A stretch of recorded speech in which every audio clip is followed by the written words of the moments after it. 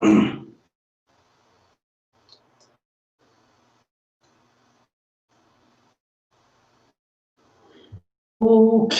I think we began another episode of Egypt with Gilded Sage, myself, the Low Side, and Q, as well as a guy over here, the poet.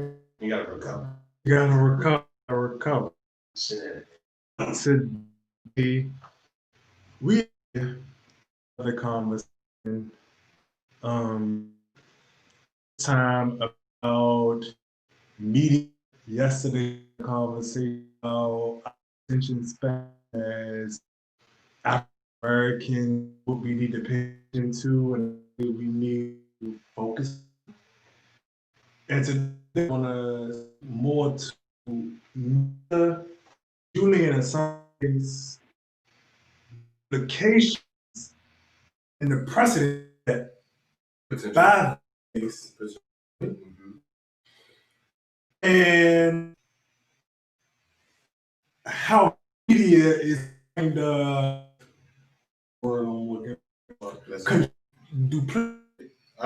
duplicit and string the way that the unfortunately had to adapt to right? Money. Right, like no budget. Get a budget. Morning. And so before we get in, can everybody go ahead, as we say, like the video, share, comment, going through. In fact, let me go to my feeds and see if you want to engage people. I miss people. Get with me. Apologize. But Apologize. Hi. this day, I don't apologize. Out here now. I want y'all to comment. Get to it, but say hello. But where we down though is at a point where, and we went into it in an article, Julian Assange is being tried by the United States of America, but other nations abroad, due to the position that he has.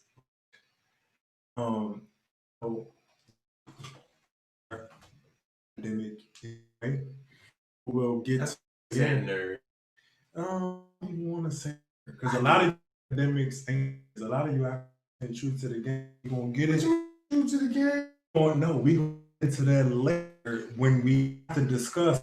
Some of you are this opportunities and people who care about money don't necessarily care about what the truth stands for and what this case means to the truth and how the truth can be told. United States of America. Good word for it. Here we are. We fight. So, fight. If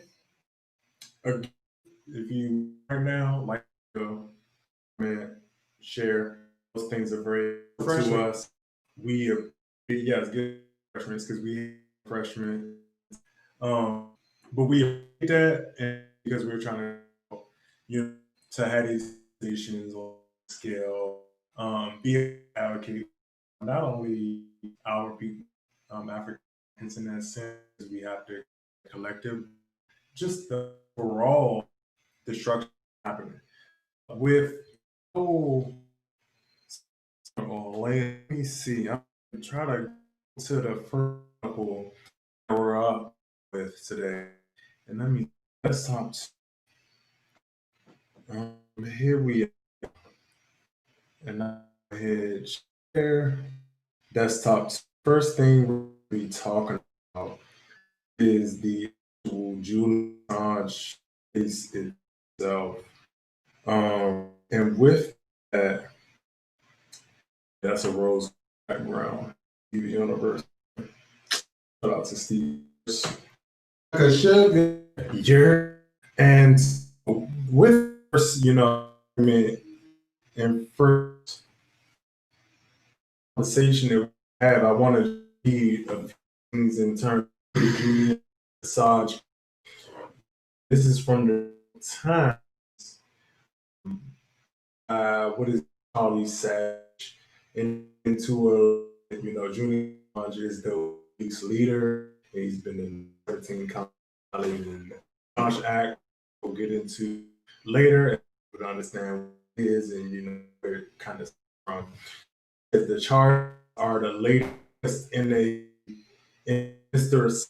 Assange had more crusade of radical trans to fugitive from a sexual investigation tool of Russian action interference to defendant in the United States. We scroll down a little bit. Have the case nothing to do with Russia's interference? Oh my God, control by Russia is not about this case. Is not. Mr. Organization for Democratic Evil stolen by Russia. It's covert to help elect President Trump, and focuses on Assange's role in the of hundreds of thousands of State Department cables and military files, former Army intelligence and Chelsea. And move down a little further, we get into the purpose of freedoms, what matters not what counts as journalists, but the journalist activities, whether performed by journalists or anyone else, crime in America. Basically, the reason that we're having a discussion today is because that's the most important piece in terms of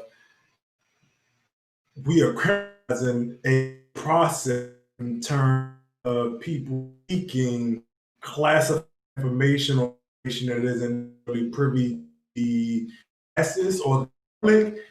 And now we are treading waters that going to be deemed as a criminal behavior. That's the reason why we're having a conversation. Let's see here. And so we go a little bit further. Notice the New York Times, among the other news organizations, obtained precisely the same article document WikiLeaks, not confused with Wikipedia. Authorization from it. The act, most of it is addressed. Times did to withholdings of performance in the subject of the fact it published. It is not clear how that is legally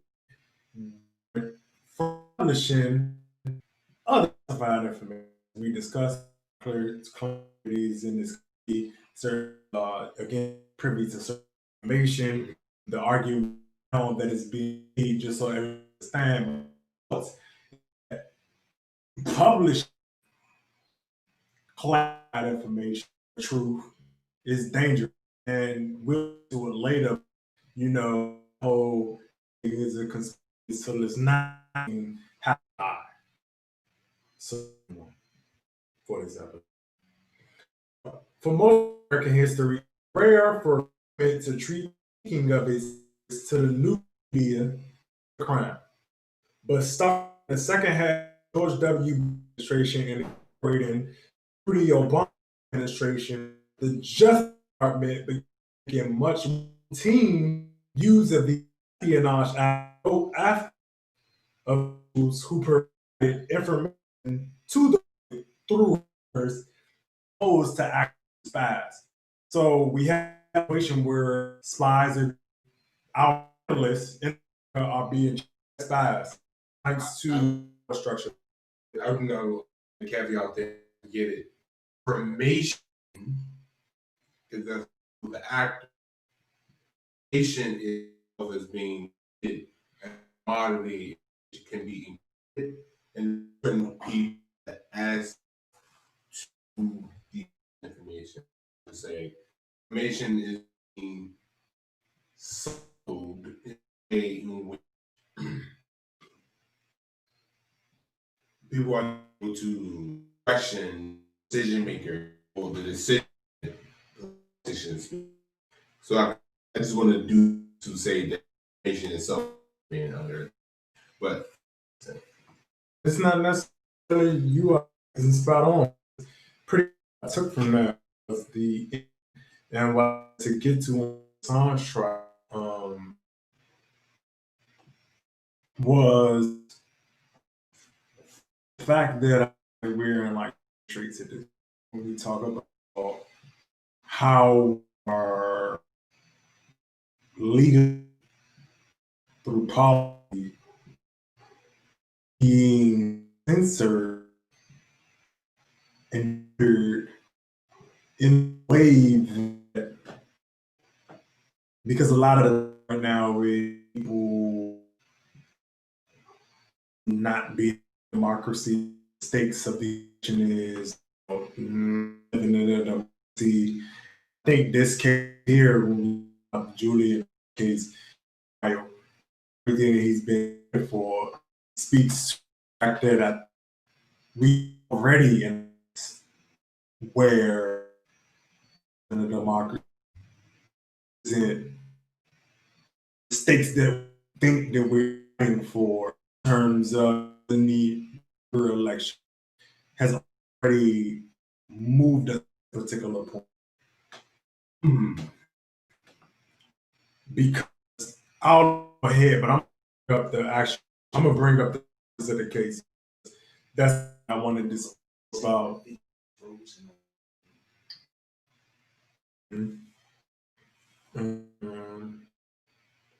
Go ahead. Okay, let's just fix it. Let me see. Is it from YouTube? The audio. So one comment. Okay.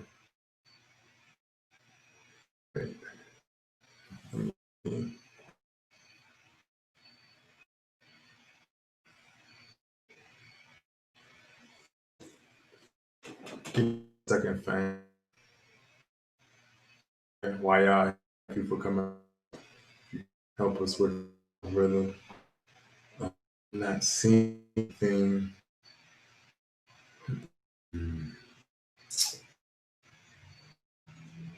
You check and see what's going over there. Let me see. We just pop it. I'm talking about it as a now. I'm gonna use it thing because I continue to understand ways to do chop.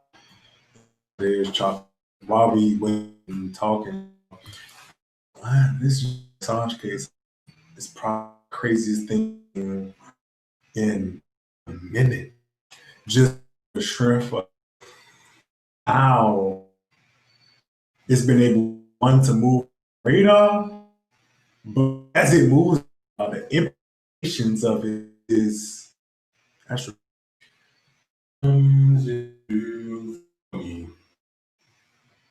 He said choppy. Okay. the sound. Yes. I guess we fixed the topics. Yeah. That's what I'm gonna do. You guys back. But go ahead. Listening to you. Far as song. This is where history reporting at the printing press out for publication. Like the Bible will only be spoken in Latin and Mass. Basically, making it for is that information is must valued of populace, because if it's not valued by a populace, then information becomes hoarded by those who see it as intrinsic value. In other words, those who have the education to utilize the information to their advantage will do so. Those who do not see the value in the information itself will be beguiled, or they will be under the impression that the information doesn't matter. So when we get to Julian Assange, you see how in the media people go for character assassinations So when we get to Julian Assange, They say that you see how we get to character assassinations, and when you get to the character assassinations, we begin to talk about people's proclivity, or I should say, their sexual desires and so forth. And it's like, if we're going to talk about people's sex lives and their character, then we might as well throw out Muhammad Gandhi. We might as well throw out MLK. So that's referring to the first part of the New York Times article about how he was under trial for a sexual charge. That's not to excuse if he is guilty of committing an act to someone. That's not to excuse that at all. But as to say, it's not to throw away the fact that he's exposing that governments, not just a government with WikiLeaks, but governments have an incentive to keep information away from their populations. And that you see under George Bush, and because Chris Hedges sued Obama about the Espionage Act, government going after journalists and overreach and having overreach and overextending the bounds of an act to suit the purposes of those who want to make decisions who may not be on the best behalf of the people, but the best behalf of their personal interests. And with Julian Assange, we get into a point where in popular history, or not popular history, but current history, in which the importance of having the media work as the fourth branch of government. You know how we have the judicial, then we have the executive, then we have the legislative. Yeah. But we always in America we're supposed to have the media be the fourth because it keeps them honest. Keeps each branch honest. Checks and balances. Because and everyone, I can interrupt you on that. Because I'm about to end here. Watergate, right? Mm-hmm. And this is where it gets really interesting. We have 44. President Barack Obama is supposed to usher in the post-race era, right? But then we have the 45th, Donald Trump. Up for impeachment and everything else didn't work. We're supposed to be post-race. But in a racist America, we were able to get Richard Nixon impeached, or he resigned, because the principle of him spying on the opposite party, not just regular Americans, the opposite party was enough for America to go like, you have betrayed our trust. We're in an era now that's so polarized that each side is willing to excuse the other's tactics without understanding that they are the ones who are being surveilled, even through their popular media and the media forms we're using now. And that's where the polarization doesn't make sense to me, and where I think Julian Assange is being lost, or the value, I should say this, with the gravitas, the weight of the precedent that could happen with media. Is like, if he gets indicted, what incentive is there to tell the truth? Why not just keep spending the information? Because we see that people rather click on things that confirm their bias than to click on things to be informed. And so I got right now pulled up, the Assange case, the actual charges. Mm-hmm. And it is Assange and WikiLeaks repeatedly encourage sources with access to classified information to steal and provide it to WikiLeaks to disclose. So basically, you have a journalist who is going to sources and having conversations with them, basically to divulge whether it be classified globally or domestically information that is of the wrongdoing of the government. The issue that I have with this is that it moves us into a space where we can't have conversations, not by the de facto. And what I mean by that is, it's not written down. It will be, and I apologize, it will be written down in policy if this case is to go through. But culturally speaking, it speaks to the notion of not speaking up and playing the game that is essentially masking mass corruption. or withholding information that may bring quote unquote justice, or even more important than justice, solutions to huge problems. Because in that caveat, when you talk about the Espionage Act and when you talk about how they're kind of, and again, Obama's administration wanted to go about using it but didn't necessarily bring the charges because they thought it would be struck down by the Supreme Court, right? You have the other side of that where you have Donald Trump who's like, I mean, we're going to push it. But with that being said, the Obama administration did, when you have, especially the likes of Edward Snowden and other people who were whistleblowers, because when we talk about the language of this case, it speaks to leaking information solely, and to put this in the most simplistic form, solely that isn't privy to the public. Yeah. Like eavesdropping on a conversation. Yeah. The government's conversation you eavesdrop on. And if you speak on that conversation, you are a criminal. Now, what it says here, Assange and WikiLeaks have repeatedly sought obtain this disseminated information that the United States classified due to the serious risk of unauthorized disclosure could harm the national security of the United States. WikiLeaks website explicitly solicited, censored, otherwise restricted, and until September 2010, classified materials. As the website then stated, WikiLeaks accept classified, censored, and otherwise restricted material of politic, diplomatic, or ethical significance. That is so vague. It's vague, but it's so not. Vague. It's vague, but in the sense that they're trying to collapse down on it. And the scope is vague. The scope is vague, and that's the problem with them collapsing down on it. Because once you collapse down on that scope, I agree with you. The scope is too vague. You can basically silence everybody. Exactly. It's like, so you saying I said the United States has poor people and poor people weaken a nation.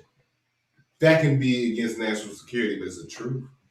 We know that poverty weakens nations, and we have poverty in the United States. With that language, technically, it's not my intention. My intention is to show the logic behind how vague. No, my intention is to show the vagueness and the ambiguity in that language. But sorry, that wasn't to cut you off with the derail the conversation. That was just to highlight like that language is extraordinarily vague. What are you talking about within the scope of that? How? I need some specific for the weight in which for the precedent that will be set by charging Assange.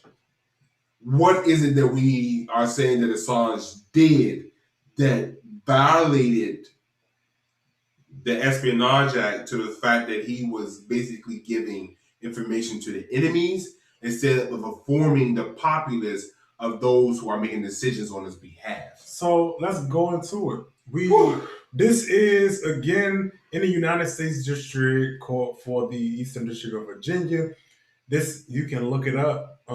It is in the records. And right now we are in Part A, subsection 3. Assange personally and publicly, we read that. And then what we're going to do, because they have it broken down, we're going to move to subsection 7 to get to your point. Mm-hmm. Assange designed WikiLeaks to focus on information restricted from the public discourse by law, precisely because of the value of information. Therefore, he predicted his and WikiLeaks' success in part upon encouraging sources with access to such information to violate legal obligations and provide that information for WikiLeaks to disclose. Chelsea and Manning, this is Part B, responds to Assange's solicitation and stole classified documents from the United States. Chelsea Manning, formerly known as Bradley Manning, was an intelligence analyst in the United States Army who was deployed to Forward Operating Base Hammer in Iraq. Manning held a top secret security clearance and signed a classified information NDA acknowledging that the unauthorized disclosure or retention or negligent handling of classified information could cause irreparable injury to the United States or be used in the advantage of a foreign nation. And what I would have to say to that is, I understand the component here to protect the well-being of America, but I think what has happened is because again, everybody will had a conversation about how America is garbage in terms of us being imperialists and things of that nature. But what I would say to the masses is that we also are complicit in that. But with that being said, in terms of again, you got her at 2009 responding to the solicitations. That is no different than you going Deep throat to. is no different than deep throat. I agree. It's like that we have historical precedent. I'm sorry I had to jump in, but my thing is that this is a deontological argument. Deontological basically means duty. Who has a duty to what? And in the Constitution, as Americans, we have a right to overthrow a tyrannical government. And what's important about that is that media serves that very important function of helping us discern, is our government tyrannical or is our government working in our best interest? Because that's how we as a citizen, as an electorate, begins to see what values are our military being deployed for? Meaning, are we doing the Truman Doctrine? Are we deploying our military because we don't want communism to spread throughout the world? Or are we just doing the Roman ideal of blood and plunder? With media being kind of like this impartial judge of the government, or supposedly, ideally being this impartial judge of the government, it helps the electorate be informed as what type of leaders we're actually voting for. Mm-hmm. And when you have this limitation imposed because it's like, oh, it's for national security reasons. It's like, okay, is it for national security reasons, or is it because you're doing something under the cloak of a national security that you're saying that it's for national security reasons? And that's not to feed a conspiracy. That's literally saying that some people betray the trust of the public because the public is trusting.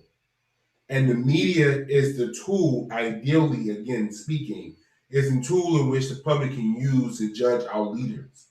And with the Julian Assange case, it feels like we're backtracking and we're moving into a world in which you have to speak in double talk or entendre, because if you openly criticize your government, which flies in the face of why the British rebels, the founding fathers, I call them British rebels, but it's funny, why the founding fathers came to this nation, not came to this nation, but built a nation that was designed for enlightenment and truth.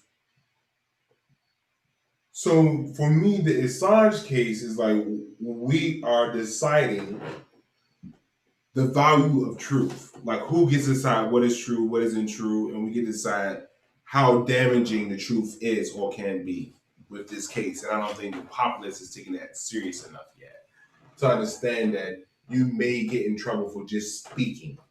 Yeah, I agree 100% because I think that's where it's going to lead to, and we'll touch on it later in terms of how that influences not just quote unquote investigative journalism, which Assange is an investigative journalist, but how it affects all other media and all other industries that predicate themselves on bringing an objective assessment, a truthful assessment. That's why he's attacking us academics. Yeah. Nobody care about y'all. Ooh, that is disrespectful. We know it, but at least give us our grant goddamn money. But again, Y'all don't want to read. We read. Y'all don't want to read. But again, if it were the case that we some study academics, no, some of there's an academic. So those are. I told you, there's a difference between a student and a scholar. Son. But again, a lot of motherfuckers. Are you talking about a student that want an A, or are you talking about a scholar that's willing down the principal? I'm talking about the student that want an A. Alright, fuck students. Because there's a lot of students. I don't care about students. But you know it's ran by students, and that's why it is. Politicals don't respect no academic because they're a bunch of students. Ooh. Don't. Ooh. I don't fucking with this. You disrespectful. I am disrespectful. I'm just, hey, I'm filling my glass. I'm just saying. I give my life to this information. Fuck information. What? Do people move off of information or emotion? The people who have the information make them move off their emotions. I agree. But what?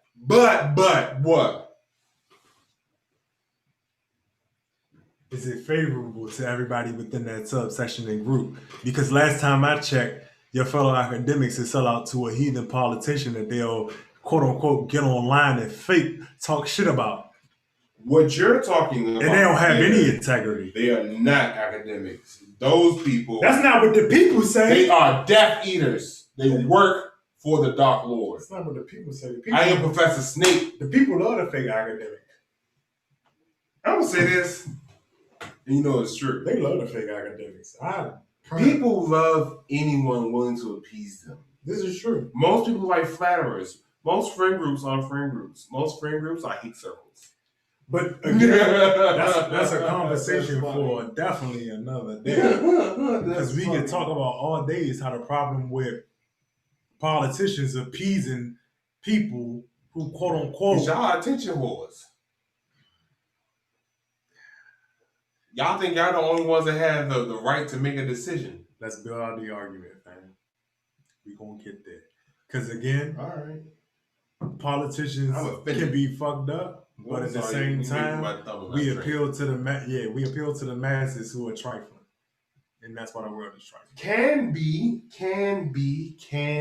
The potential for change is always there. Okay, and now, what we are going to do. Again, if you liking this, you watching this video, man, talk. Have a conversation. Let me see. Let me check the comments. And don't judge me for not having a napkin. Judge that nigga for not having a napkin. Please. Judge him. Judge his ass. We need more judging. I don't care. Judge him. I'm having a good time. With judge his ass. Nice gentlemen in the room. Sharpen your skills. We need more. Intellectually stimulating conversation. And I'm just here to survive. That's timely. He's so because in the black community, we need more judgment. Fuck it. If we gotta be the ridicule and the learning bar but you know, of people judging, nobody does for real. People who are judged don't really care about being judged. It's like, yeah, baby, judge me. It's like, oh no, your imagination doesn't necessarily understand the capacity for my depth, but it's okay. I know you tried to insult me, but I've had better insults from toddlers. All right. And so, no, you good. You know the petty in me just came out. This is what we gonna go into. What? Conversation. Pivot. We talking about Julian Assange. We talking about the implications of the case. We talking about the precedent that it may set if ruled in favor of nations. In government. Rule like tyrants that they can. Let's now move into that's scary. Capitalism and how capitalism kind of feeds all of this, right?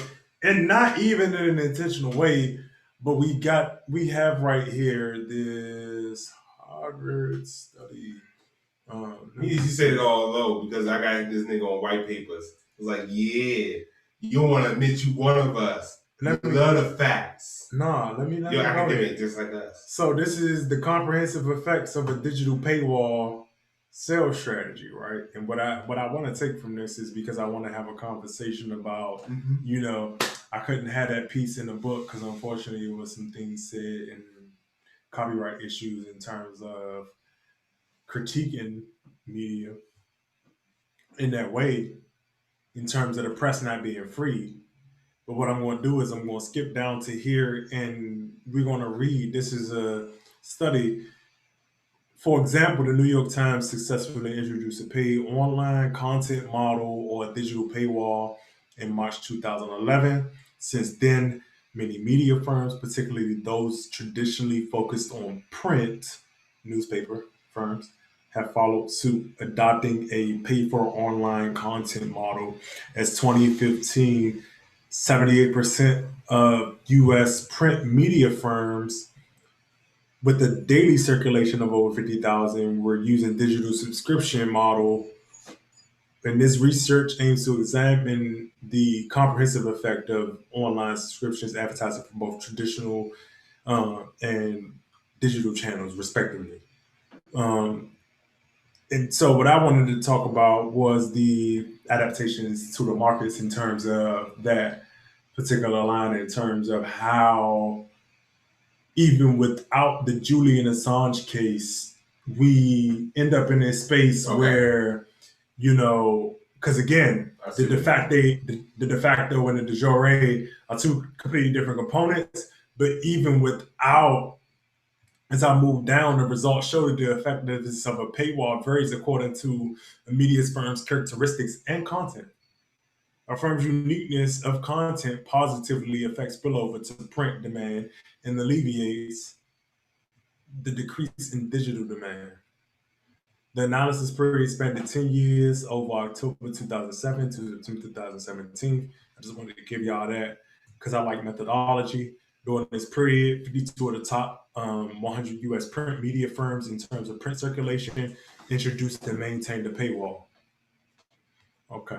And so what I'm going to do is I'm going to stop sharing there. What I wanted to had a conversation about is the adaptation that puts us in that space without even Julian Assange case, because what we look at is the press isn't free in the sense that we think it is, in terms of people having to capitulate to the demands of what is popular or what is talking. In the back, I think the best example to illustrate that is the fact that people may not necessarily like talking about Trump, but because Trump is the hottest news, it is so damning, it is so jarring, and it is so reaching in terms of its implications on a global community that people have to cover it. Because not only does it do that, there is money in that.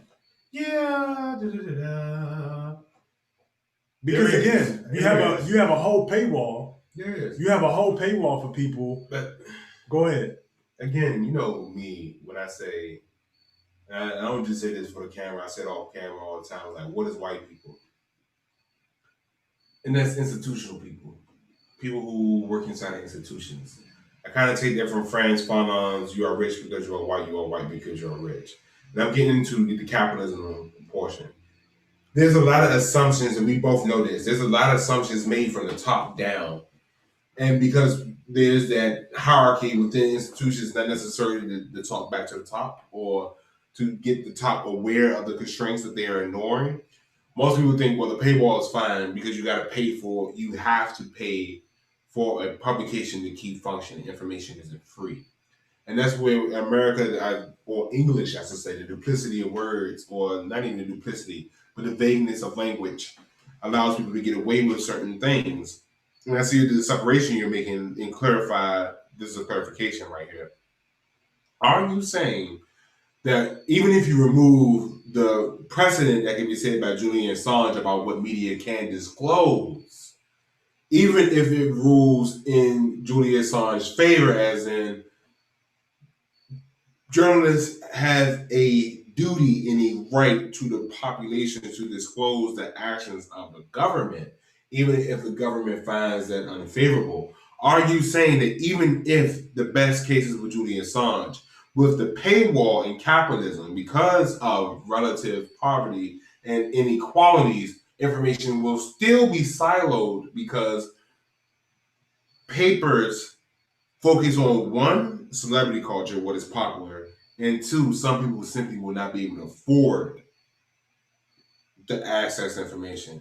Am I listening to you? Am I hearing you correctly? 100%. Okay. And another example to highlight your position is, we have access, or at least I'll say, not necessarily your position, but the clarity. What I'll say, to put it in an example for people, is that I luckily have the ability to be able to afford a $15 a month subscription to the New York Times, the Wall Street Journal, astronomically Paris more. Review, and then you have the Wired, New York Times, Economist. I don't have an Economist one yet. I was thinking about it. I don't have it. I do have the New Yorker though. I need an Economist. I'm more of a. I like the. I'm thinking about getting the Economist, but again, to the point of us having this conversation, is that it costs money. A lot. The Economist subscription that I was looking at, remember when I told you it was on sale for what, $350 a year? So, and that's just the digital. I have the New Yorker digital and print, but when we talk about, the implications of tying a press market to the field of capitalism, it is so dangerous. But because what we have here is a situation where, again, if you want to make the money, you can't talk about certain issues because those issues are above your pay grade in the sense that they have the implications to offset nations. Yes, and this is where, again, I'm going to get in trouble. I kind of don't care. I'm not a socialist, but I understand socialism, and it's actually capitalism really is a socialist government because capitalism requires everyone to be capable and knowledgeable into what they're participating in. But we don't live in capitalism; we live in this feudalistic, corporate, fascist. I wouldn't call it fascism because it's not as organized as Mussolini. Or is not as organized as the National Socialist Party, also known as the Nazi Party. But I would say that we live in crony capitalism, and that's a problem where people keep saying, "Oh, you got the hookup." It's like, no, bro. If you can't solve the problem, then I don't want you with me. More importantly, we have a problem with competition in America as well. But what I'm competition to what extent? The competition in the sense that we don't have enough people compete for market share. As a consumer, I want Apple. Remember when we had my Apple and Microsoft commercials? Yeah. There was pressure on Apple to keep ahead of Microsoft. So as a consumer, I want my companies that I consume from to be competing with each other. So why I want that? They give me more innovation cheaper. Instead of me having design obsolescence, I have someone who's worried about someone. It's perfect example. I hate when people go street talk international. I mean, a street institution. It's the same shit. It's basically I want to be in a competition where it goes the heaviest person wins. I'm not going to pick anyone else but you to go with me because it's like I'm heavier than this motherfucker. I win. That's monopoly. Monopoly is putting myself in a situation in which I win. I know I'm going to win. But as a consumer, I don't want you to do that because it's cheating. You're cheating me. I want to be in a space in which you have to compete about who's heavy and who isn't. So I want a larger sample pool. But when you get into where we are right now, because people are willing to buy into trend and they're using brands as social capital to say I'm more important or social hierarchy, I, as Apple, can sell you anything because I'm fucking Apple, dude. Who are you? This is what's going on right now. It's like, I'm Facebook, Slim. Let me buy that off the block. All right. So we got some innovators coming in because we don't have no research and development. We're not talking about old school IBM research and development. You come in, you work, you learn how to do machines and everything else. You have a long-term career. We at a point where people are contract based no matter where they are on the social economic ladder. Everybody's on a contract base. Is at a point where there is no stability amongst the workforce because they're saying 8 to 12 jobs possibly. Like, who can decide about how to have a life and how to have a family if I don't know where my money coming from? Because when we look at corporations, when we look at corporations and the corporate debt, everything is being made from I'm gonna buy you out. I'm gonna go get this loan because the Fed is like, okay, we're not charging interest. I'm gonna go get this loan and I'm gonna buy you out. I'm gonna buy you, I'm gonna buy you, I'm gonna buy you, and I'm gonna buy you. But the problem comes in, and I'm bringing China into this, is that when you have a nation battle each other, especially when it comes to corporations, it's like having two, and this is going to sound sexist, but it's like having two really attractive people in a room. They're not used to having to compete for people's attention. So now those attractive people are competing amongst each other for people's attention because they're not used to having to compete for attention. And that's what China and America is right now. They're competing for attention. And that's where the capitalism come in as well. Because in China, the information is segmented because of how they want people to think, party-wise. In America, it's like if you poor, it's your fault. And we don't want to give you the information and say you're not poor because it's your fault. You're poor because opportunity hoarding. You're poor because corporate debt. There's not a lot of people who are actually making products that sell largely. So that's what I'm getting to about the competition and the need for competition on a corporate level. People need to diversify where they buy and who they buy from. This is true. Oh, this is your glass. This is true. Mm-hmm. And but what I would add to that is we are also dealing with a very Amazon is competing with Peloton, bro. But this is the thing. We have a situation right now where we're dealing with, unfortunately, bad antitrust.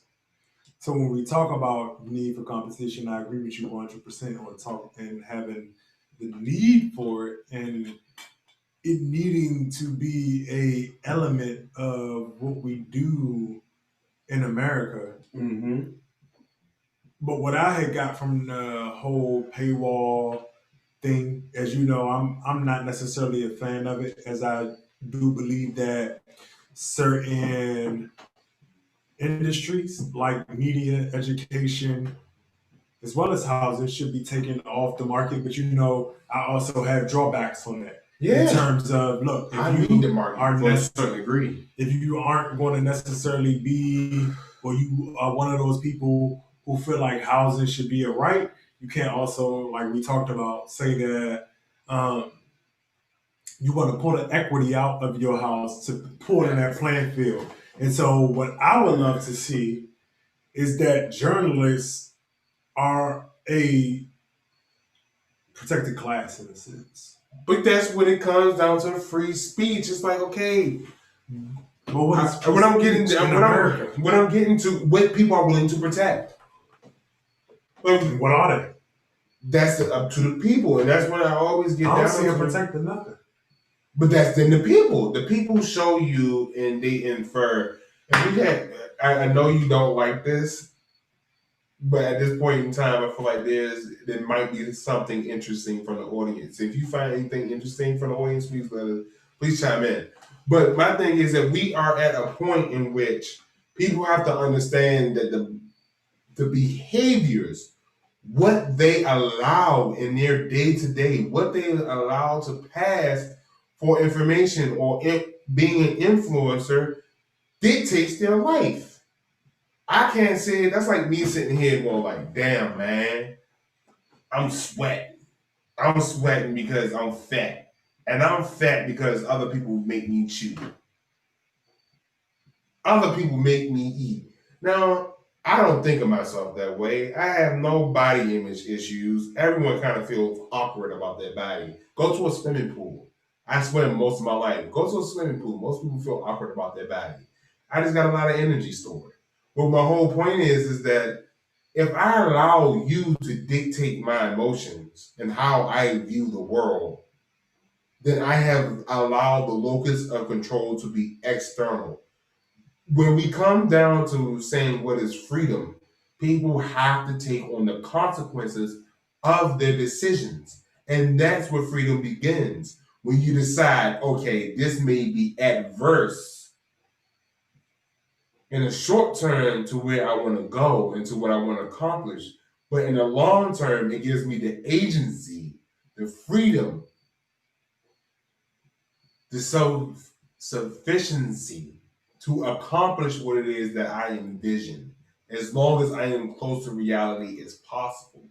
However, when we roping in Julian Assange, roping in journalists, if we want to protect them, how do you write a policy, a clause, words that get people to understand the value of truth when we know most people rather gossip and we know most people rather use conjecture and conspiracy theories? Not because they are stupid, because it's more entertaining. That's what I would like to interject in the conversation. People rather be entertained than informed. So with that being said, we can move into, Gotcha. my biggest thing was, I didn't want to dominate, but no, you good. First off, let's talk about what a paywall is. Simply put, it is when you are trying to access information online or an article that has a galvanizing headline, is usually met with if you've read that publisher more than two or three times a month, you're met with it. You have to pay to get the article. So for me, my issue was always one with the fact that people can't necessarily access the information. So people like to talk about, oh yeah, well people are, into the headlines, and that's all people read is the headlines. Well, look, the media outlets have adopted to capitalism. Everybody can afford the full scope. Yeah. Some people can only read the headline, right? And so my biggest thing is that's what a paywall is, in terms of you are having to meet a certain economics point to be able to access the information. If you can, you can. If you can't, you can't. And this is where, again, it's a greased hole. I'm listening to you. No, because this is where we talk about prioritization as well, and talk about being efficient as well. Because yes, we can, under the sense that I don't necessarily have a lot of subscriptions that feed into a bunch of other stuff like Disney Plus, and I think I like Hulu and all those type of things, and opted for more of the information.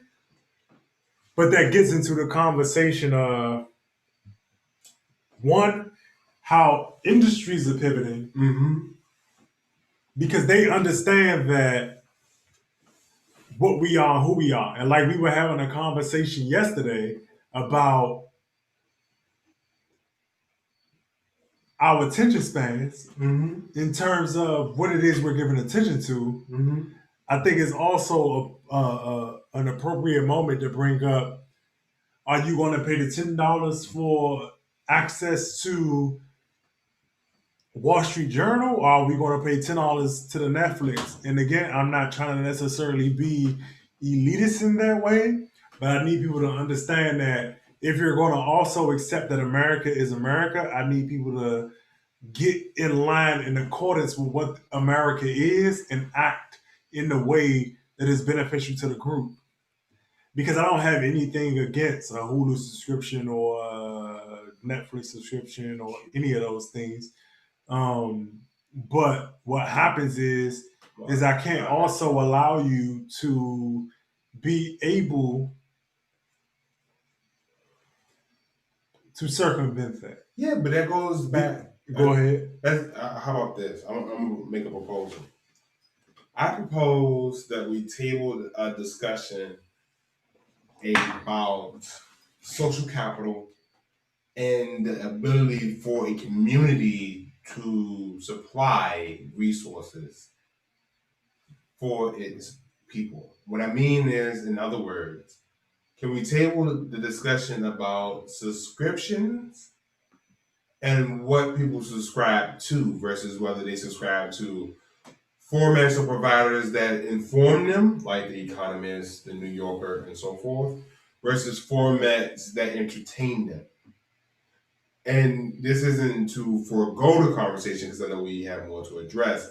This is to, at a later time, dive deeper into the values of people who are valuing being entertained over informed, so we can have a conversation about why are people choosing to be entertained over informed. Which is a much larger conversation. It's a much longer conversation. I agree. And with that being said, for anybody who is watching, like the video, Please share the video.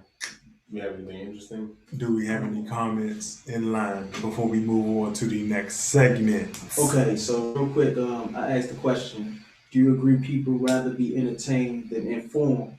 And Zimba G from our YouTube said, "Yeah, I believe human beings live based upon convenience for themselves and their loved ones.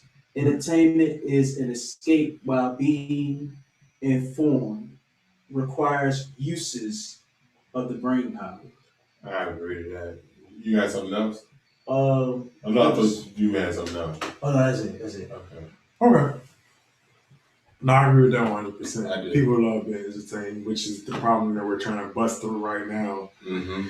Because it's the Achilles heel of our community specifically, man. Like, we got to get out of being entertained. That's why we had a conversation about the whole ADHD That's the thing yesterday. Because I need people to be focused. Yeah. I need people to be focused on the things that take precedent. We have to begin to prioritize. We do. Without prioritizations, we don't move anywhere. That's why the emotional tolerance. But no, I'm going to move forward. Yep. Because then And we got so- one to cover. What we are on now is we are on this article. Again, if you watching this now, please like the video, share the video. That helps us out tremendously. And so we're on this conversation. This is an article from NPR by Greg Meyer, I believe is how you pronounce his name. And then we have the heading: once reserved for spies, Espionage Act now used against suspected leakers. So the Espionage Act being a tool of World War One to go after actual spies and people who would bring America harm as an enemy is now being used to quiet journalists domestically. Mm-hmm. This is very dangerous. And I'm gonna read this whole article.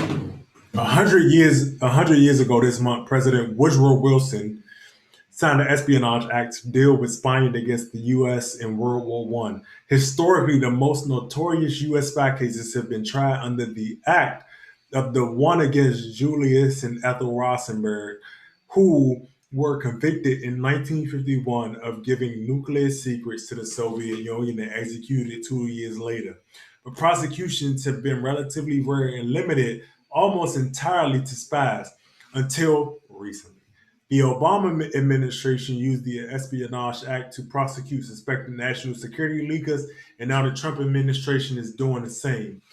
The act is sweeping and bars any disclosure secrets to the harm that could harm the country's defense. What I took, it applies to what would be the conventional spies who are spying for an enemy, but it also includes who leaks classified information, said Mark Zed, a Washington attorney who specialized in national security. So go ahead, what were you saying? Also, so you're saying that basically, technically, the spy was a person of a foreign country. Like this qualified as a spy, you had to be from a foreign nation. That was a precedent. Got you. You had And to now- have that. It's a prerequisite. Yeah. You were part of a foreign nation. Okay, I want to clarify. I'm listening. And now the prerequisite is being changed in terms of you can be also domestic. Gotcha. During the Obama administration, 8 people were charged or convicted of leaking national security secrets under the Espionage Act. More such cases under all previous administrations combined. The cases included Chelsea Manning, the former Army private who was recently released after serving 7 years in prison, and Edward Snowden, the former National Security Agency contractor who remains in Russia but still faces charges in the U.S. Now the Trump administration is pursuing its own case. Reality Winner, a 25-year-old government contractor, is accused of divulging in the NSA document that read the details Russian matter in the U.S. election. Zed and others stated the reason for the rise in prosecutions against suspected leaders is simple: tech. And we just had a conversation about tech. We've entered a new era with encryption apps, thumb drives, and other technology that allows leakers to spread classified information in a click, he said. But there's a flip side. Even though it's easier to now grab these documents, it's a lot easier for the government to track the documents, said Zed. Winner has pleaded not guilty, though the FBI says a lot. She left the trail of breadcrumbs. When I moved down to later, Zed, he believes the law should be turned into 2 separate statutes, one for spying and one for illegal leaking. And I want to hear your thoughts on that after. But he thinks that if Congress was to act, it might overreach and impose highly restrictive measures that would prevent legal, legitimate attempts to bring important information to public attention. His book offers 30 rules to follow. He notes that employees can formally appeal to their own agency. They can go to a government inspector general or a federal court, and they can always head to that very reliable source of leaks, Congress.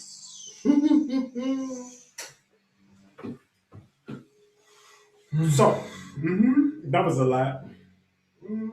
What I'll say to that first before I pass the baton in terms of what it is I think of how this is being weaponized against Americans as a whole. And this is Donald Trump, this is Barack Obama, this is a very bipartisan. More than bipartisan, it's just government. It is what it is. But I think we're, again, when we talk about it, we're seeing it being flipped into this situation where now it isn't being used against enemies. It's being used against domestic citizens who may have come across something and in good faith want to act. Yes. So what precedent or what incentive, as you mentioned earlier, do people have to actually speak truth or stand up? Because we have a lot of conversations about selling out. We have a lot of conversations about corruption. We have a lot of conversations about people who may not necessarily be doing the things out of good faith. But when we see the government moving away like this, we come back to the question of, I think most people, because the reason I say that and that interject there is that I'm surprised that people are surprised about how authoritarian figures move. When we look at, and I mentioned the British rebels for a reason. Excuse me.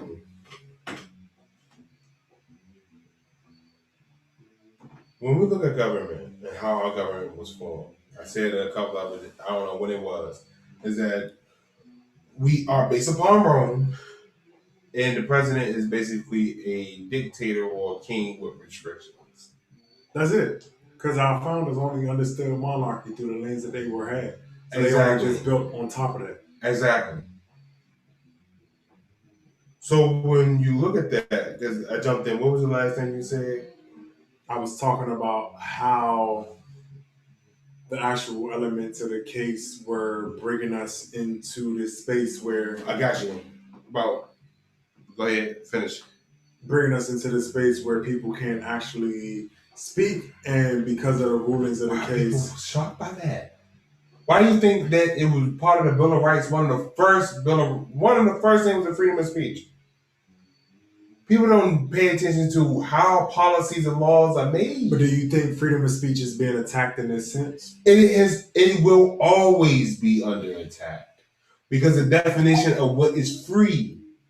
That's when Jordan Peterson. We talk about Jordan Peterson. How Jordan Peterson talks about the left and how the left want to use language and where it becomes dangerous with lazy usage of language. And I believe that's most of the problems that we face. People use language very lazy.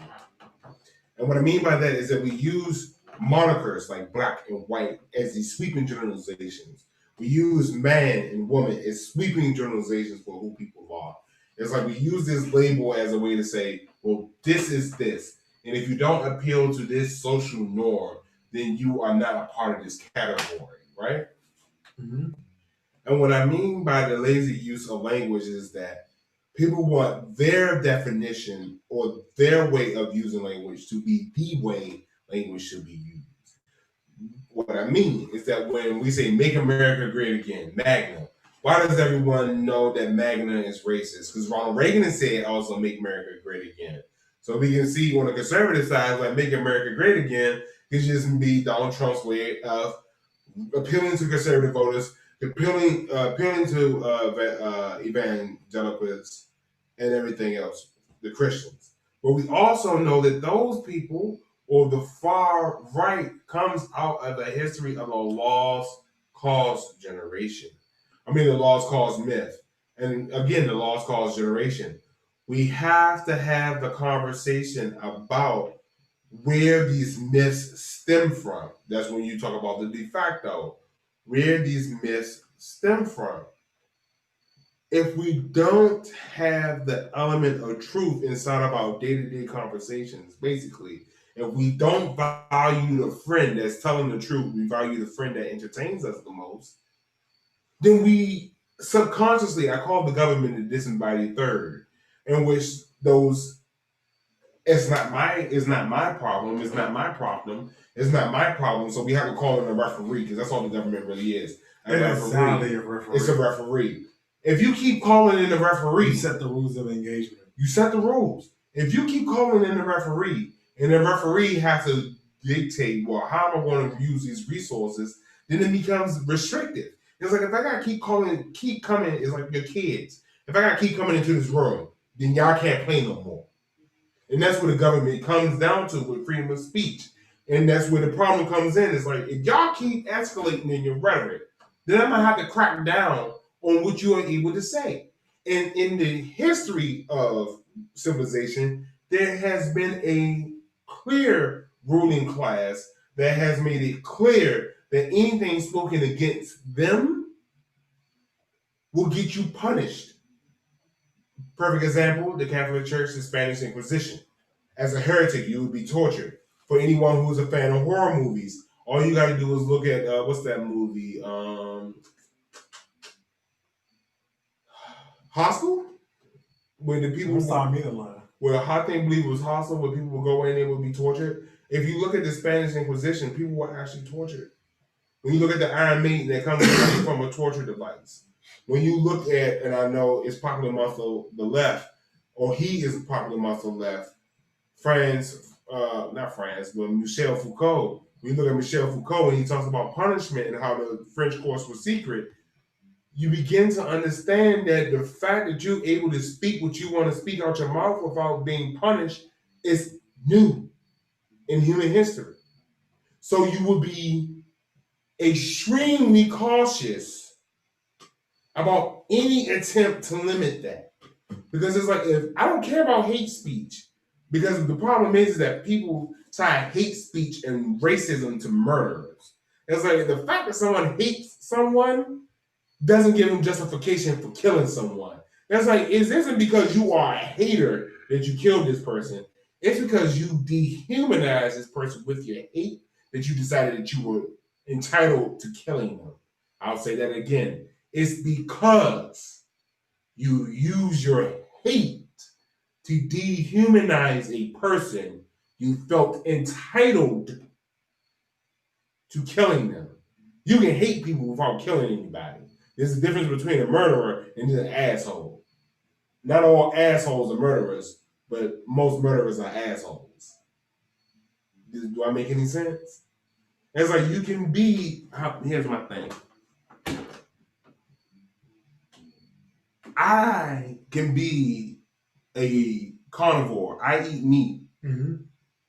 But just because I eat meat don't stop me from eating vegetables, right? Or vegan meals. Mm-hmm. Whereas a vegan only eats vegan. Or a vegetarian is only a vegetarian. I'm gonna put it. This is how messed up history really is. A vegetarian can commit mass murder without eating meat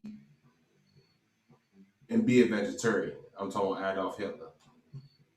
No, you can have those moral principles. I won't kill animals, but I will kill people. But a person can also eat animals but not kill people. That's what I mean by the racist. A racist is an asshole, but not a murderer. But a murderer who is a racist has deemed that people who are of a certain race are not valued by society, and therefore they are entitled to killing them as if they are hunting season. That's what I mean. And when we don't allow us to understand that the freedom of speech is something new and something modern, then you don't understand what's at risk, because we have a long human history of people not being able to speak their mind. And I'm going to end on this point. When we stop talking about women and women's rights, if you look at the literature of women have always talked about every single time a woman begins to speak against what men's ideas of what society is, she is silenced. Boom. Right over. What I would say to that is that everybody's speaking rights of a road, especially when we move forward in what this is in terms of Everybody's speaking rights. Who? How? You can disobey. you can disobey, Yeah. but it's the consequence of what disobeying actually brings onto you in the field of play. Then the consequence of being complacent because you fear the worst is even worse. Yep. Okay, I'm listening. At this point in time, I'm frustrated. So No, it's okay. you know how when I get frustrated, What sit back. because what happens is Mm-hmm. I understand what you're saying, but again, that's why we're in a situation right now where even without this whole Julian Assange case, media still functions the same way in terms of people capitulating to power, people capitulating to the secrecy because it has a job on the back end. So a check? Yeah, it has it's part of an ecosystem. When you have clearances, when you have information being commodified, because again, the problem with America is that everything is commodified, is that I have to now safeguard that and capitalize on it. So when you see like videos and people trying to beat people to the punch of covering the story, Yes. that's the commodification. I have to beat you to the attention. punch to capitalize on that at the maximum rate. In media right now, especially when we are dealing with cases like this, it undergirds these social dynamics. Because now not only are people doing it out of the sense that they want to protect their career, that they want to protect all of these different things. I'm They listening. now are back with an alibi that this is legal precedent. Bro. And so what happens to media, what happens to academia, in my mind, moving forward, is that we don't have any conversations. Because even with that, in terms of the academic Exactly. side, is that how do you write your thesis or how do you write anything that is opposed to the institution? Because you don't and you never have. That's my thing. Is like, yo, everything is spin, and the reason that okay, boom, I'm getting amped. I have a problem with doing that. I get amped. Whoo. Whoo. Now you gotta do sa. I'm saying I get amped because it's like, bro, when people call white people white, right? It's like what people call white people or Anglo-Saxons, because I'm gonna go away from that language because again, I don't like being called black because it's too vague. I'm not gonna call somebody white because there's the pigment under their skin. I don't know what is the ethnical Background. ethical background and the region they're from. Yeah, so I'm gonna respect them. Let's go for the white Anglo-Saxon Protestants, right? Then we go from white Anglo-Saxon Protestants. Does that Protestant mean that they are post Henry VIII when he broke away from the Catholic Church and went to the Church of England? So let's take white Anglo-Saxon Protestants, right? Let's take the Anglo-Saxon portion of that, correct? The Anglo-Saxons were at 1066 under the Anglo-Normans, right? They were oppressed themselves. Because I have that tidbit of information, it's just like when we start talking white people, I start to think about people who built institutions in which they will no longer be the bottom caste. Because they were the bottom caste underneath the Anglo-Normans, which most people would know as the French. That's why English has 40% of its words being French. And although the Anglo-Saxons are German, and the language of English is German in itself, of itself. What the fuck was my point? Goddamn, what is the last thing you said? My bad. You was talking about the Anglo-Saxon, the Germans, and how Anglo-Saxon Protestants separate from actual white people and being condensed down, being condensed down to blackness, and why you want to necessarily acknowledge that in terms of how people are navigating the quote unquote media field. The man, there we go. Because I'm also frustrated. I'm trying to express myself in that. Don't do that. Because I get vehemently upset when people begin to underestimate how much white men had to fight for suffrage, for voting rights. When you look at the Magna Carta, it's like white men had to fight other white men for the right to vote. So that says that people have a propensity, they have a proclivity, they have an inclination, they have an innate desire for power. And what happens when we have these conversations is that we have these conversations as if people are rational actors, and they aren't.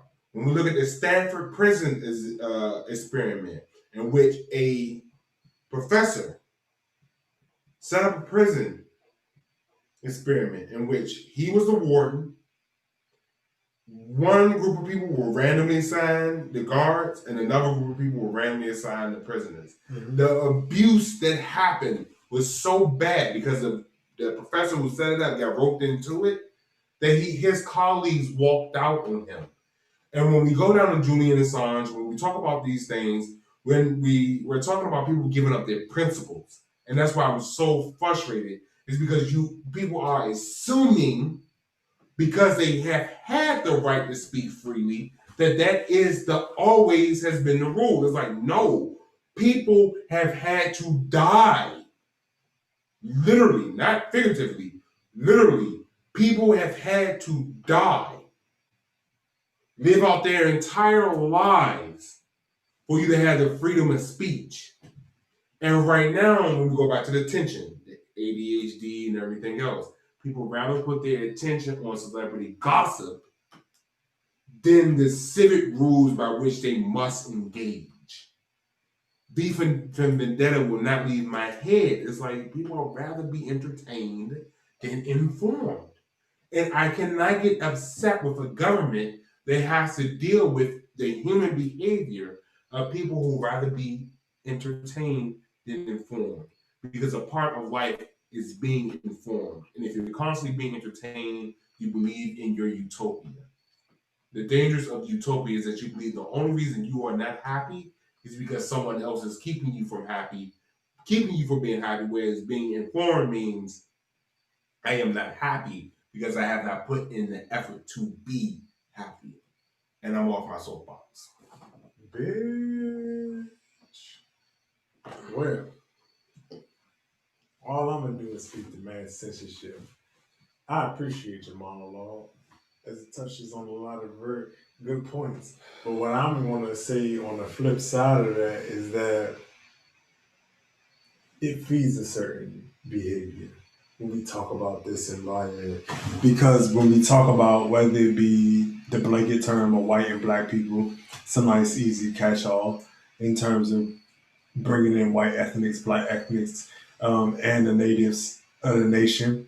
But in terms of the culture of us, unfortunately, when we talk about censorship and when we talk about what we're moving and walking into, a lot of people will be censored in terms of how they're able to navigate. And I think the outcomes of that are going to be more detrimental, whether we're in a Biden administration or a Donald Trump administration, just based on the fact that it is bipartisan in a way that, keeping it on Julian Assange, he leaked information that was true. Yes. And I think that's the biggest point, in that this information was true. This was not slander. This was not lies. This was not conjecture. And This was not it was nefarious. any of that. What it was a person who came across information and divulged that information to the public. And the fact that people are willing to, because I don't think people are too much paying attention to it because it doesn't get necessarily a lot of media publicity. And I think that's part of where media is in this catch-22, because again, they are also players. And what I mean by players is that they are on the field of capitalism. They are one of the industries that I think should be removed and just paid. So you would rather have you would have a large publicly funded news organization like the BBC, the British Broadcast Corporation. Because what happens in that is that you remove them from having to appeal to not only ads, but also donors who may be able to undergird the cause in terms of the missed donations, the missed opportunities in terms of creating the appropriate relationships when it comes to dealing with politicians. Because as we know, when you have to play, and you can't say certain things. So I would love for them to be removed off that field, only because I know that it allows you to speak in a more honest, genuine way. And where we're moving into is that everybody has to play by power, and the power that's already in place. So whether Donald Trump or whether it be Biden, we're gonna have to pay to the power that's in place, because both sides lie. Everyone lies. Everybody spins. There's a principal agent problem, yes. And this is where I need, like you said, people to come into the notion that, look, this is not about party politics. This is far greater than principle party politics. And where I wanted to wrap it around back to the academia, because I personally appreciate academia. as it is objective, it is forward seeing, and it gives us a registrar to pull from and refer to.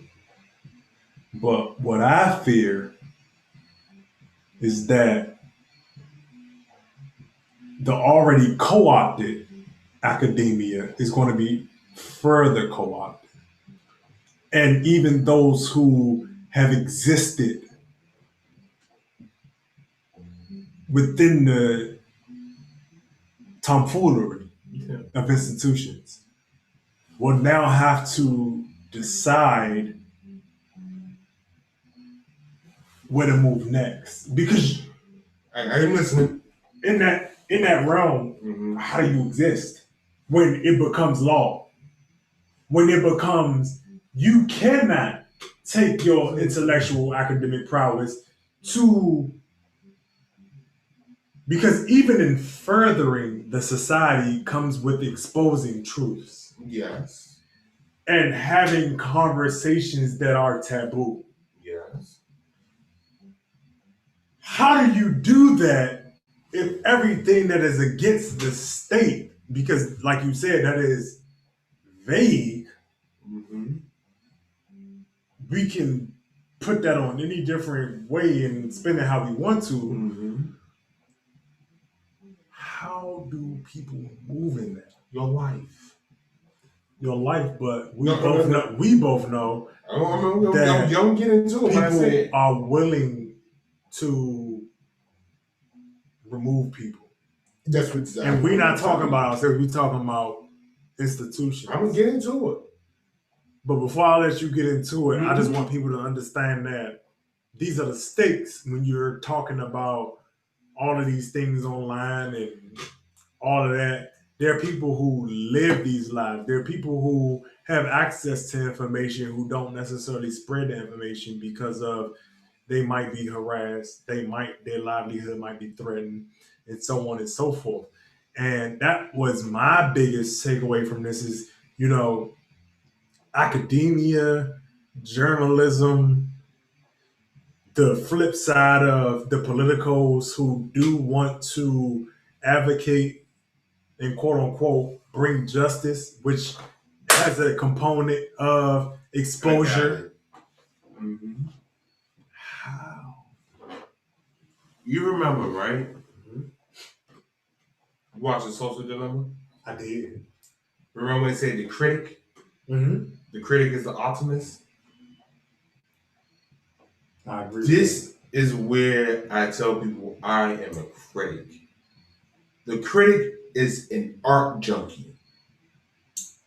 I want to create art, but I also want to get the con artists out of art. And what I mean by that is the only way you get here is that you got a lot of artists who are propagandists, who don't speak the truth, who don't speak the power, but pander to truth and pander to power. And what I mean by that is that as an academic and a scholar, you literally submit your life to the truth. Because as an academic and a scholar, you understand Galileo Galilei and what happened when he proved Copernicus correct, and that Copernicus was right in saying that the world or the universe is heliocentric. Heliocentric meaning helo, the sun. The universe or the galaxy revolves around the sun instead of it being, I forgot the terracentric. I know Terra is for Earth, but being revolved around the Earth. The Catholic Church, or the authoritarian power at the time, the Catholic Church said that the universe revolved around the Earth. But Galileo proved empirically that that was wrong, and he was banished. When I say your life, I mean your life. Socrates, although we only get him through Plato, Socrates of Athens was punished for educating and thwarting the minds of the youth. Whereas Diogenes of Athens, I believe he was of Athens, Diogenes, a cynic who people are all, I'm cynical, is like, you don't understand cynicism. You understand how people use the word cynicism. but a cynic who lived in a gourd in the street who said the only thing to do in a rich man's house is to spit spoke the truth. And what I mean is that in a society in which the truth is no longer valued, you must become the jester. You must become the trickster. You must speak truth to the emotion, but not with your words. You must understand that your phrasing must be so witty that you can always have that plausible deniability. And when we get down to academia, and this is where I laugh, nothing proves that you're intelligent but life. I can't go out into the wilderness and go, bears, I am the strongest thing in the woods, you must bow to me. Do you think a bear gives a fuck about me and my ego? A bear is gonna see me. There's nothing me going into a lion's den or going to a lion and going, look at me, lion. I'm better than you. You see these shoes? These shoes are made out of you. Do you think lions gonna give a damn about that shit? You think lions gonna look at me and go like, yo, boom. But you know what's worse than a lion? Hippos. Hippos don't like humans. They kill humans. You think a hippo gives a damn I'm a human? Do you think a dolphin gives a damn I'm a human? What I'm getting down to is that when we prioritize certain things in our social lives, we allow principles to go to the side without understanding the laws of that principle. We allow a person's ego, going back to academics. I do not control time. I do not own time. So what we have to do with academics is like, how good or how well was your projection based upon the future? And this is where I love Wall Street. Wall Street has this, whether people like it or not, has this respect for the uncertain. When it comes down to our lives, we have to get to a point in which we are willing to accept the uncertainty of living. And if we don't allow room for the truth, then we don't allow room for the uncertainty and the anxieties that bring about uncertainty. What I mean is, without truth, there is no trust. Without trust, there is no privacy. Without privacy, there is paranoia. So this ongoing escalation of, I can't necessarily trust this other person because I don't feel I'm trusted. So we have to begin to see the reciprocity of the intangibles. The reciprocity of saying, I'm willing to trust you because I want to be trusted. But if you betray my trust, government, if you betray my trust, business, if you betray my trust, neighbor, then I have to have a recourse, which is the courts, to right the injustice or the wrong you did of betraying my trust.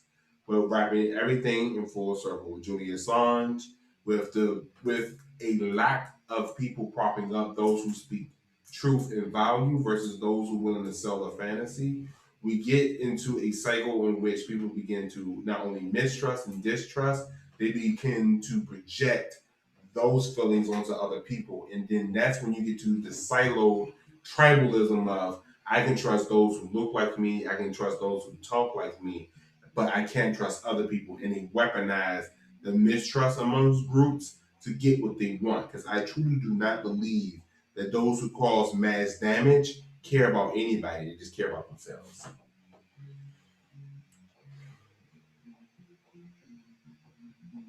It's a lot.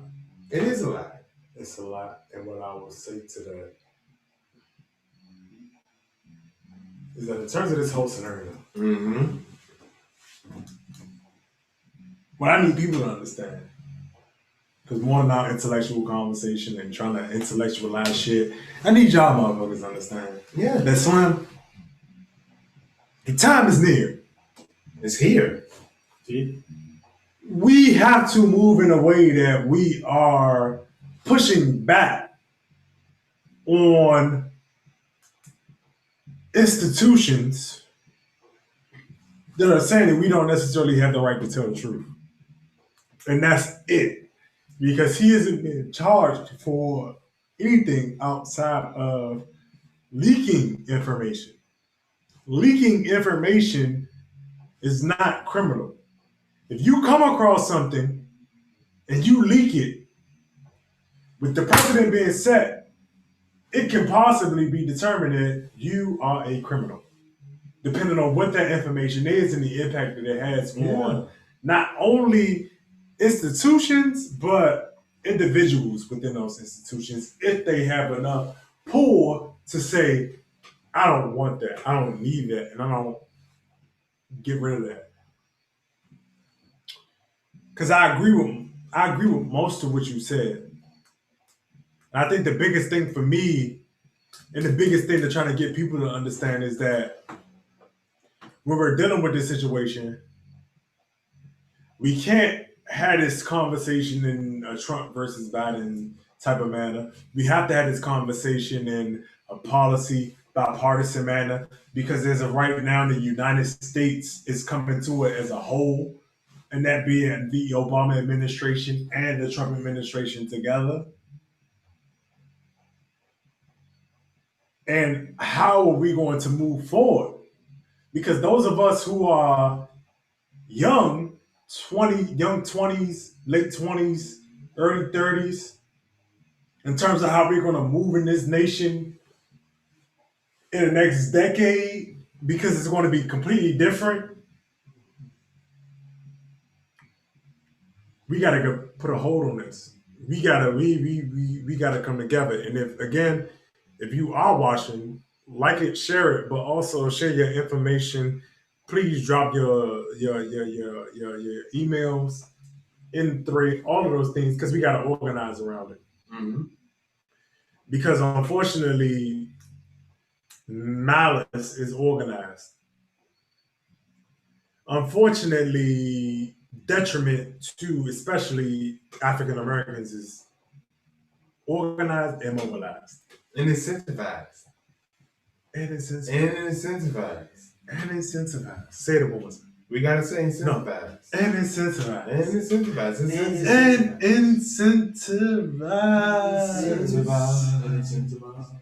incentivized. Man. Because I think that's very important. It's because people get rewarded.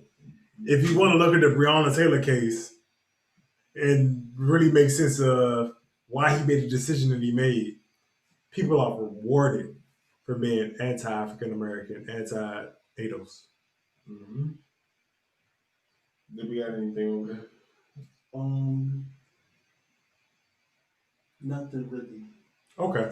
And so what we'll do is, man, look, we appreciate everybody who came out for having a conversation today. I don't think we have any too much more to speak on in terms of the Julian Assange case. I just wanted to come and give kind of an outline of what's happening, because when I saw it, I was like, oh shit, that's crazy. Mm-hmm. In terms of being able to speak on certain things, whether it be through social media and whether it be through news outlets and so on, you can be censored, because the United States is not the only person that is on his suit.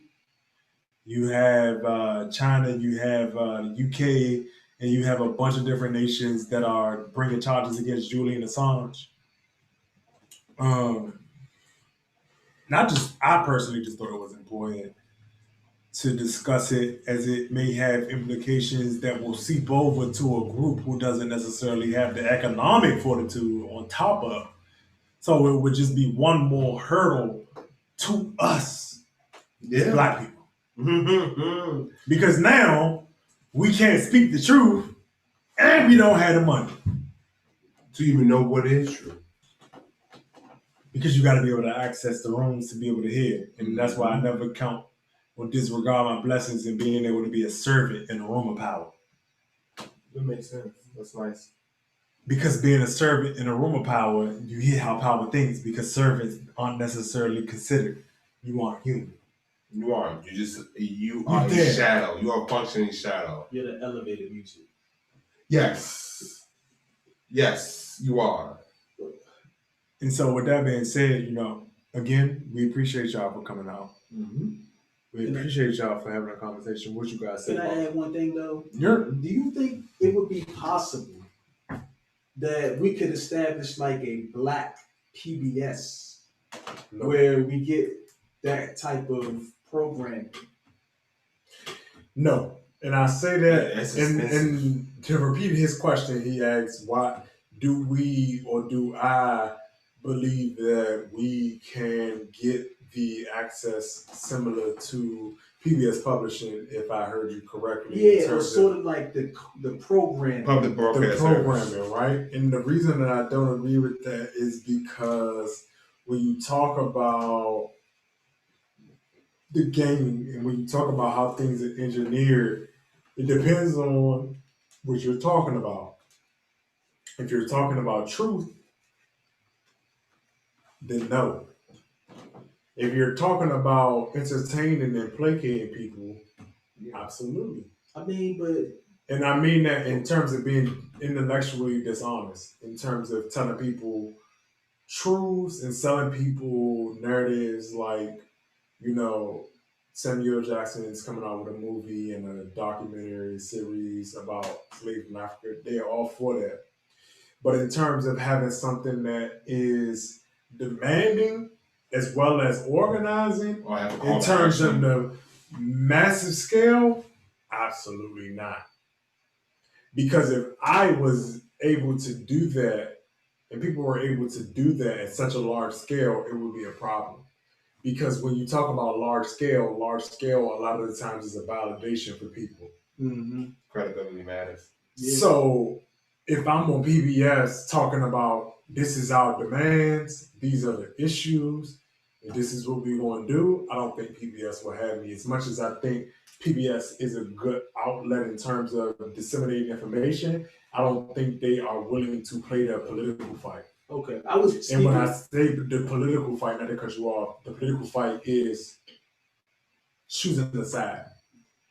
They're okay with information dissemination, with it being very ambiguous. And I don't have anything against that, but at the same time, it doesn't get the political movement that you need to actually change things. Yeah, I was speaking more in terms of like establishing our own PBS. We don't have the capital. Yeah, you gotta have the per capita. You gotta have the per capita for that. That's when I say things are expensive. Excuse me. It takes a lot of money to incentivize people to go through difficult things like research. I do a lot of research. Research is mind numbing. And not only that, research also plays on your emotions. It plays on my emotions. And when you're researching what happened to Black Americans, and when I say Black Americans, I'm talking about pre-1960s. I'm talking from 1619 to 1865 Black Americans. When you begin to talk about that, you're processing a lot of things emotionally. And you have Dr. Henry Louis Gates Jr., you have a couple of Black American scholars who have gone through the work to show the foundation of Africans in the transatlantic slave trade. But to your point directly, we don't have the organization around an idea or a coalition around the idea. Consensus. The consensus, and we never have, because you have the NAACP, but at the NAACP, which was started basically with white folks along with W. Du Bois, you also had Booker T. Washington's organization and the Tuskegee Institute. One of the things, and I'm talking about this in the second white paper, is basically an homage to Randall Kennedy, but we really don't talk about the Negro problem.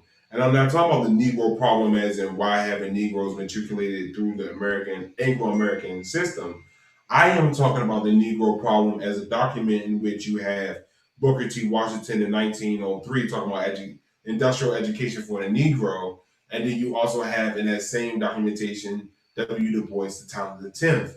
To have a PBS means that you have a population and community of people who understand their own heritage and history valued enough that they have the economic value to tell, and I think this is where you go when you talk about other people, to say, no, you are not licensed and allowed to say that about my people. More importantly, we won't sell this image and likeness of us to the population.